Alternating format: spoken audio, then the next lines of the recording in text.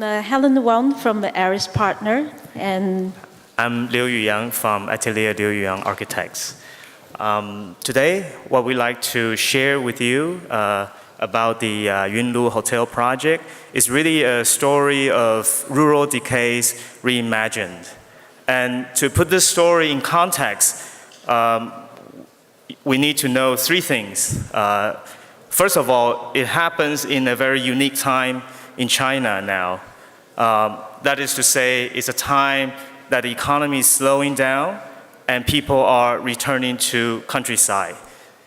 Secondly, it happens in a very unique landscape, the landscape of southern China in Guangxi province, that is actually closer to Vietnam, for example, than it is to Shanghai, where Helen and I practice.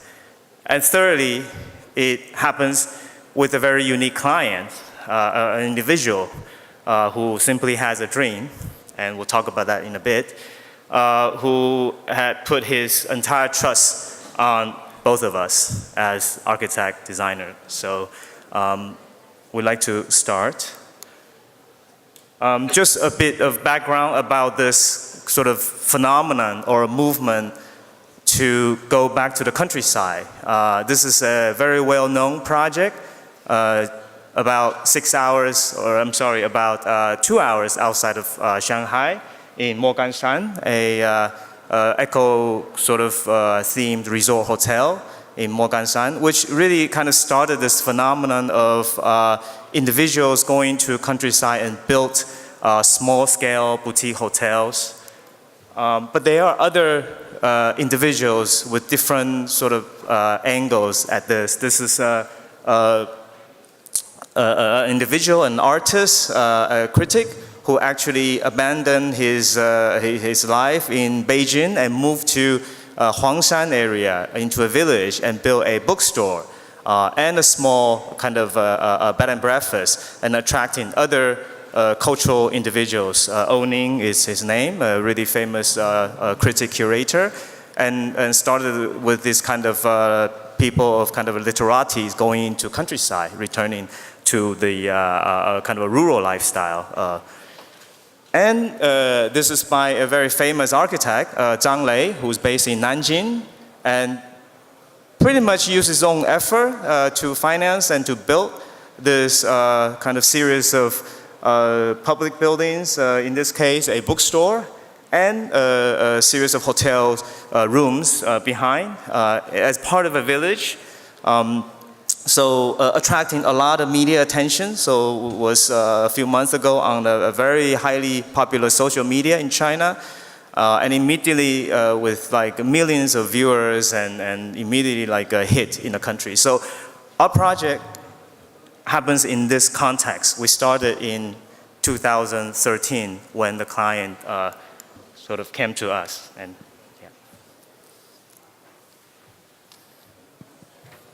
so our project is in Xinping. It's it's a little town from between Guilin and Yangshuo, and it's also about 1,450 kilometers away from Shanghai. Shanghai is the place where our story starts. Shanghai is both Aris Partners and the Yuyang's office practice in Shanghai. And also our client, who is originally is a farmer from Harbin, which is a very northern countries in China. But he has been living and working in Shanghai for many years. So in August, one day in August 2013, I got a call from this gentleman, and whom later became our client. And he just brief said that he rented five farmhouses in Xinping. It's five at that time. So he said he wanted to make that into a place where his friend, as well as other people, can go there and relax and totally get away from the busy city life, can experience a slow life in the place.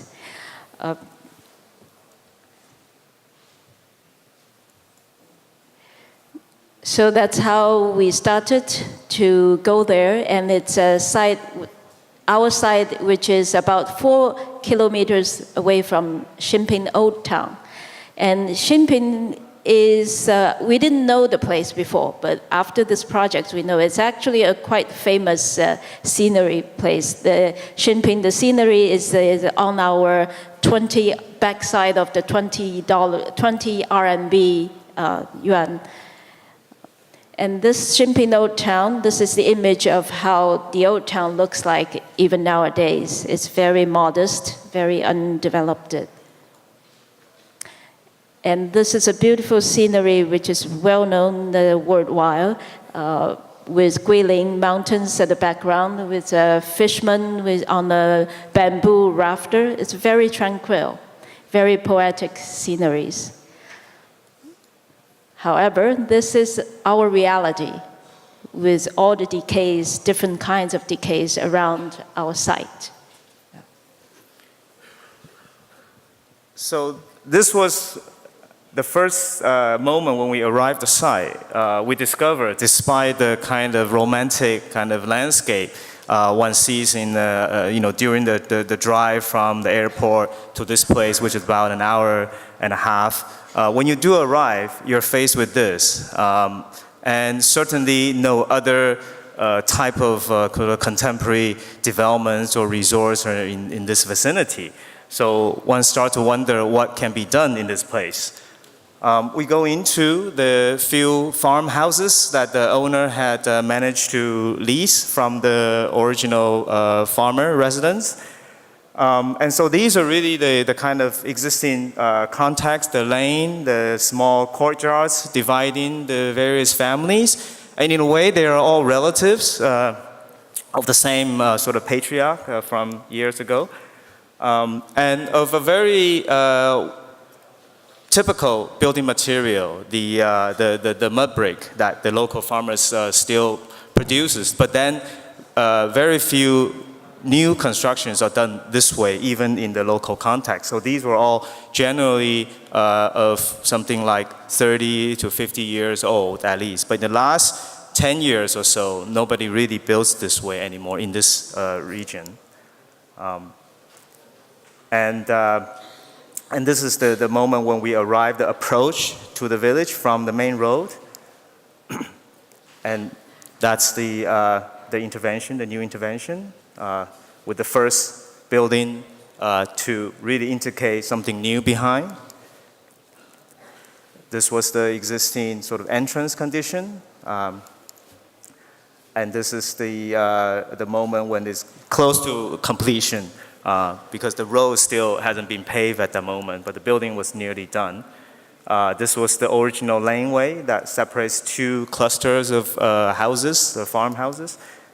And this became part of the hotel main access spine, entering into this alley. And one looks to the right, that is the entrance of the hotel, the reception building. At the first little mud hut on the right is the reception building.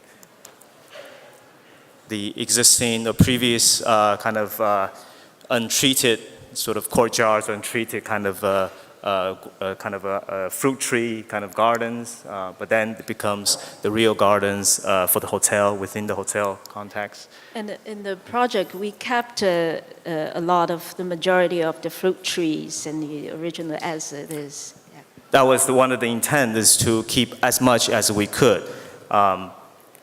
Without a sort of kind of changing the whole feeling of being in the countryside. Because I think there were observations at the time. We were also engaged in a couple of other bigger scale hotel projects closer to Shanghai, and we visited quite a few of these kind of new developments. And the tendency was that most people actually went in and pretty much kind of unplug all the existing landscape and rebuild something which we thought were lesser compared to what was there originally. So we tried to keep what we could. But these two images show a very interesting phenomenon, something that we had to actually compete with without prior knowledge of. It was the fact that when the owner pays the farmers, and this is important actually in our design decision as well. So when the owner pays the farmer the rent, he pays in lump sum, 20 years rent for the 5 houses in one transfer payment to the farmer. So when the farmers got this money, They don't put in a bank or invest in stocks, whatever. What they do as a rural economy, quote unquote, they build another house just next to the existing village area. And their speed is faster than us. Exactly. We haven't finished design, and they have already finished the foundations of the building. So second trip in our visit, we found these two buildings literally at the entrance and next to our hotel sign were these simple concrete and brick building kind of being erected. And so for us, that was a shock. I think it was a cultural shock, to say the least. As architects, one kind of, this within pretty much a month and a half when after we took on the project. So we're still working on the kind of schematic, and we were suddenly kind of faced with this condition. And it was at that moment when the client says, well, this is the reality of village. He grew up in a village, and he knows that's what happens. And the attitude that he took was that first, one accepts everything around you, and then you do what you could. And he doesn't mind he's now sort of tucked behind by this, what we thought was rather kind of ugly-looking, contemporary kind of rural buildings. And he says it's okay, and we do what we are, kind of given with. So we also learn a lot from his attitude of respect the farmers, and I think that's how, because he came from a farmer's background, and he knows how to deal with this. So I think it's his attitude that became kind of philosophy for us and how we designed in this project. So two drawings, the drawing on the left showing the existing village kind of clusters. The gray is what he kind of got, the land that he got. And on the right, you could see the existing village that is still at work. So the village people, some village people live here. And this drawing shows the dark buildings erecting were the ones that had been, that got started after we started the project, just to show you how the compound was immediately surrounded by new village buildings right next to it. And that became our new context in a way. So some early drawings showing the cluster and the kind of intervention. At the beginning, we thought was something a bit more sort of contemporary, radical, and try to insert ourselves within this, rather nicely scaled kind of farm buildings. And also very quickly, we decided that it probably should remain a little bit more to the context of the existing original farmhouses, and did away with the building behind and just kept the front as the only new building, the only new intervention that comes into this site, with a very distinct kind of two types of exterior walls. That of the stone kind of a wrapper, which includes a little working garden, which really delineates the boundary between the village or the outside and the hotel experience inside. And then within the inner courtyard, the facade of the restaurant building becomes completely glazed to allow maximum view and transparency between inside and outside. And also the sketches on the left is a reflection of my design sort of approach at the time. My office, normally, we do buildings of all scales. And at that time, I was working on a development project, R&D research park, something like 100,000 square meter, which is something that could easily get hijacked by all the consultants and all that. So one has to really kind of fight with all the big team and big clients. But with this project, it's kind of a return to the origin. So for me, the design process also returns to the origin with hand sketches and simple models and things like that. Of course, I do hand sketches and models for all other projects as well. But for this project, it's almost built just like the sketch. Very simple drawings we did because we had to move fast. Because looking at how the neighbors were building, we just decided we have to go from sketch to a simple kind of detailed drawing and then go straight to the construction site. So this was some study models and a sketch, really kind of designed with a certain feeling of the hand. I think the working of the hand guides more than the brain, so to speak. And the only contextual reference, and that's the only one I think I needed at the time for the restaurant building, was this really just next door was this kind of half stone, half mud building next to it. And I thought really how beautiful the first floor material were treated. And to really just to kind of make a contemporary interpretation of that for the stone wall. And this was the beginning of the site preparation. I think, and at that time, there was one little sort of internal struggle, which later proved to be there was actually more struggles that we start to experience, being more familiar with kind of working in Shanghai and then working and suddenly get transported to kind of working in the kind of remote village like this. One of the first things that we thought was natural to do was think about building materials. Besides the stone, which is all locally found, and that was the clear choice, you know, I had thought about using wood as a more natural material, but then quickly we realized the closest place where the wood gets exported from was like 10 hours by car. And also the kind of laminated wood and other type of more ecological wood products aren't really available in this part of China. So actually, as an irony, steel was much easier to build and to buy the local fabricator. So we decided to do a simple steel frame building, but using glass and stone as the cladding material. So this was the construction site. This was the beginning. So you can see the stone wall and the steel structure. So a very simple plan. The entrance, which comes in here as a sort of entrance canopy, and that was the reception building. And this is the restaurant buildings with the kitchen behind and a little working garden and another garden that separates what's here is the open bar that we decided and an open courtyard. And so there's a separation between the kitchen and the more public area with a little toilets tucked behind. The whole building altogether is about 150 square meter or so. It's a very small building.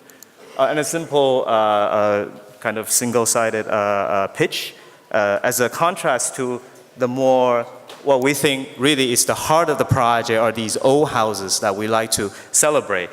So the new building makes a very modest kind of a scale approach to the existing farmhouses and creating a kind of almost one-to-one courtyard and building relationship to each other.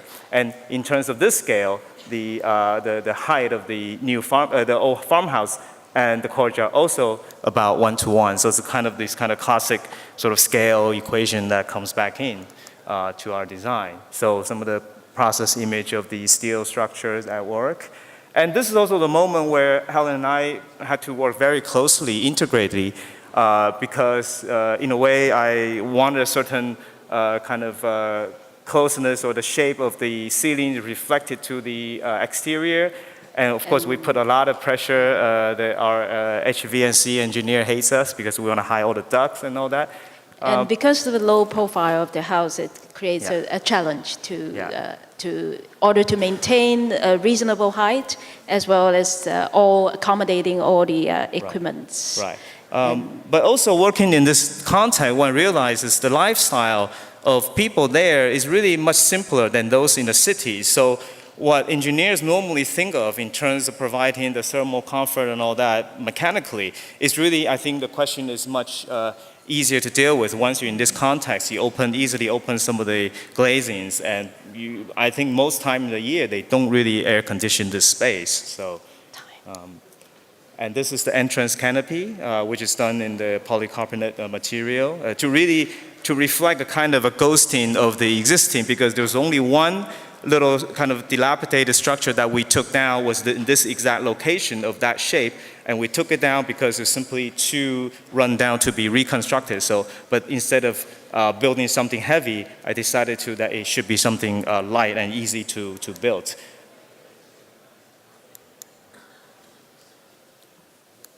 I think it's a little bit stuck.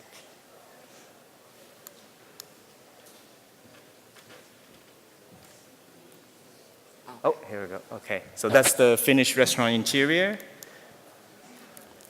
That window is crucial. That large 2 meter by 2 meter glazing is crucial to really signify what is outside, what is inside from the village point of view. The early discussion about having transparent facade on the front was quite crucial with the owner in a way that how sensitive one needs to be with the outside village people. And in this case, it seems to be the more appropriate choice of not giving such big kind of open glazing or clear glazing, but something more translucent. But then it also gives a signal of newness and warmness of what's going on inside. And this is the inside courtyard space. And this is also a moment where on site, because in the beginning of the design, I decided that it has to be low in order to suppress certain kind of a view of the kind of majestic landscape. Because when we're in this region, first day, I think we're so excited. But then by day 3, you get kind of over bombarded by this landscape. So we thought it was important to kind of keep a low profile of the canopy. And so when you're inside, your views actually get blocked until you go outside. And I think even on site, when Helen and I were on site looking at the construction, we dropped it even more from 2.3 to 2.4 to 2.3 meter. That's 10 centimeter was actually crucial to make the idea work. Yeah. And this is a garden separating the kitchen. And really, it's not about the building, but really the space, how the new building transformed the space, and then thereby transforming the rest of the compound.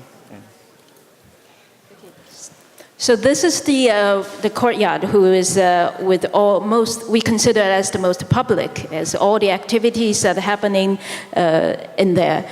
And also from this photo, I talked about a little bit of the material. We use a local stone for the paving, and the material we use is quite simple, keep it simple. Local pavings, local stone pavings, and pebble washed stones.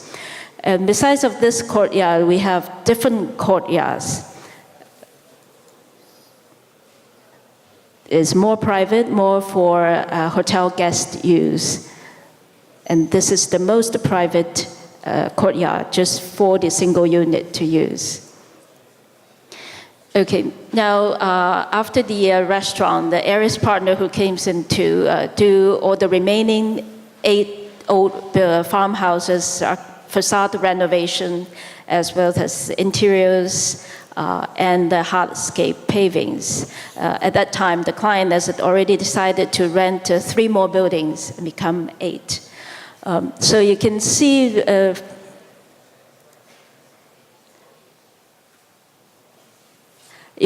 from each buildings, this is the most public courtyards, but from each building's guest houses, there are courtyards in between who become this courtyard and this and this and here is more for guests to hang out. And then this is the most private 2 courtyards, just for the guest only. So this is the first ground floor, which has 8 buildings, building 1, building 2, 3, 4, 5, 6, 8 buildings. And each building, we maintain the double height hangout space, and 1 guest rooms on each floor, and on the second floor is also double height space and 1 guest house for each. So this is the original condition of the site and the 2 different types of facade. This is the facade. We made some studies of the facade and see, because the client asked us a certain number of guest rooms, so we have to raise the entire building in order to accommodate the second floor. And this is the south facade. And this is after renovation. We decided not to change anything. We just changed the window from wood to aluminum double glazed window. And we raised the building by using the reclaimed mud brick. And this is the north facade. And we decided, in order to introduce more light to the guest rooms, we increased the window size. This is also a study of how the facades will do. First, we decided, okay, when we raise the building, we use glass windows, a row of glass windows to fulfill the light requirements as well as the building height. But after we thought about it, that this is too much of an architectural expression, we like to keep it modest. So end up with the decision that we made to not changing the facade at all. This is the construction site, and this is after renovation. And also for the landscape, hardscape, we use the local stone pavings as well. Okay. This is the interior space, double height with two-story, single-story guest rooms on each side. And we have a hangi out space, adding a staircase, and a living room, and a bar for people to hang out. This original condition, and during construction, and after construction, with a bar and a living area with a screen behind to hide the staircase.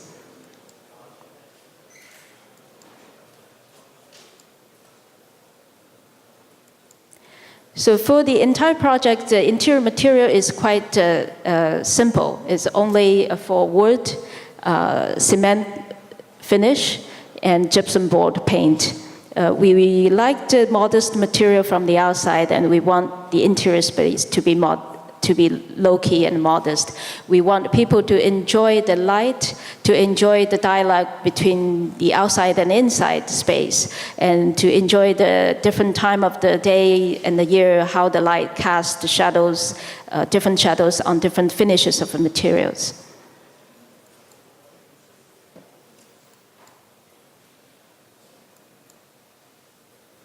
And this is another suite, which is a very, very poor condition. It used to be a kitchen and a place for animals.